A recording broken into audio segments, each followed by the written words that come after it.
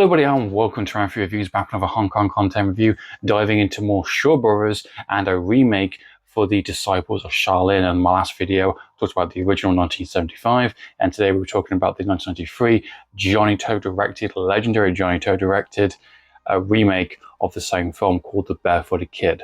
And this film is part of the Shawscope Vol.2 Boxset edition, which features the Martial Arts of Shaolin, which I reviewed previously, Jet Li. And this film stars Aaron Kwok as our main leading character. We have T Long from the Bear Tomorrow series, John Woo, and we also have the infamous and famous Maggie Cheung, which also is a Johnnie To staple actress that always appears in a lot of his movies. And as mentioned, this film was written by Johnnie To, who was released in 1993. Also in the same year, he would do Heroic Trio and the sequel, The Executioners, with Maggie Cheung, so a very big year for Johnnie To. Straight away, I want to get into this and want to kind of dive into this film. I think it's an okay reimagining, remake, interpretation of the film, of the material. It's interesting because on the Arrow Edition Blu-ray, it does go into kind of a bit more the making of the film and what the direction was with Shaw Brothers. I don't believe this actually was distributed by Shaw Brothers, but is part of the Shaw Brothers box set, so I'm not too sure if they had any major involvement, but they did own a lot of the rights to the story and the original material for the film. Some of the same people came back from the original to do the remake is also in here, and this is one of the Johnnie To's kind of earlier movies where he kind of gets to experiment and kind of a bit of his kind of signature kind of flavor in bringing some of the actors that he would go on to work with quite a lot within his career. And it's a very interesting film. It's very different compared to the original 1975, very similar to the Boxset from Shaolin 2 and Hero, which I liked in very different ways. I think one is better than the other, but I like both films being very different. Clearly, one is a very, very 90s film, and one's a very 70s film, and this is the exact same thing. This is a 90s film, Hong Kong movie through and through. You've got some of the stigma stuff it's a little bit kind of disappointing to kind of see, and there's a lot of that surprisingly in this film.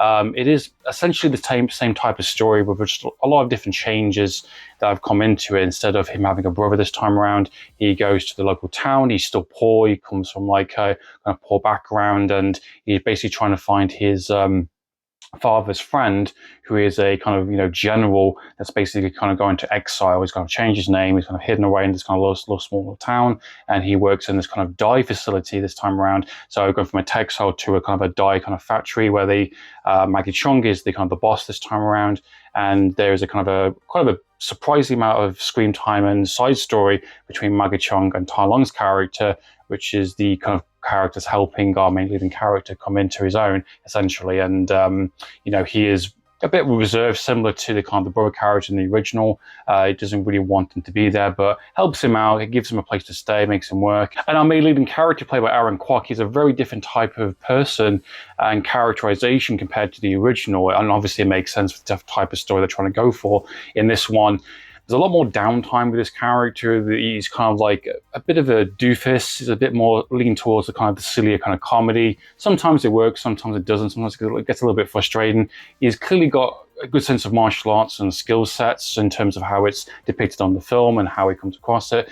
But it doesn't lead into that. He's not as cocky or kind of, cheeky compared to the original. He's more kind of a bit more down-witted, or a bit more kind of gullible, and a bit more kind of just... He's trying to be friendly and charming and fun, and kind of gets himself into a bit of a scrape as the film goes along. And he kind of gullibly gets involved in the bad guys, unawarely, basically being promised kind of position and power and kind of, place to stay, and kind of ends up working for the kind of the bad guys as the film goes along. So it's a very different type of interpretation this time around. In this one, his motivation, he wants to learn how to read and write. He doesn't know how to write his own name. So that's a bit of a subplot. There's a bit of a love interest he has this time around, which is kind of very fiddly, kind of played it in there.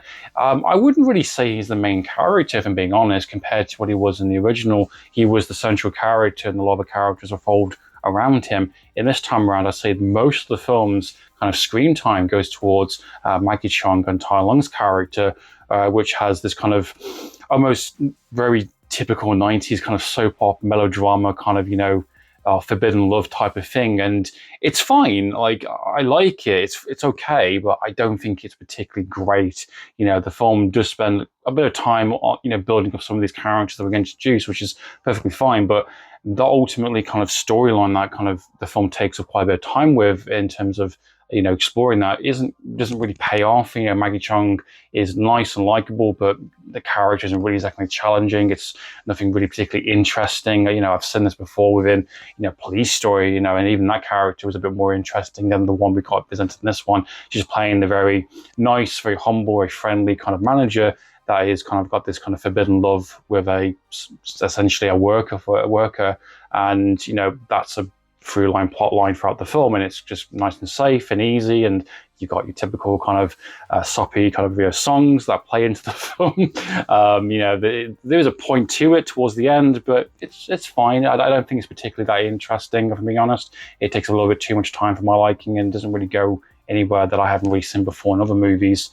Even same with Tom Long's character. He is like in general someone who doesn't want to get involved in kind of the politics going on in the town. You've got the bad guys who want to kind of steal these kind of the dye facility and the secrets that, there's this kind of like fraction going on similar to the original, where kind of, the bad guys want to kind of take over all the kind of the properties and all the kind of want to be infamous for the best dye kind of, coloring in that kind of local town. One of the things I said in my original review is that the film's a little bit too long and could have shaved about 10-15 minutes. This one is a shorter version, it's an hour and a half, and yet still feels too long for its own good. And it kind of, has a little bit too much downtime for my liking. There's not really much going on.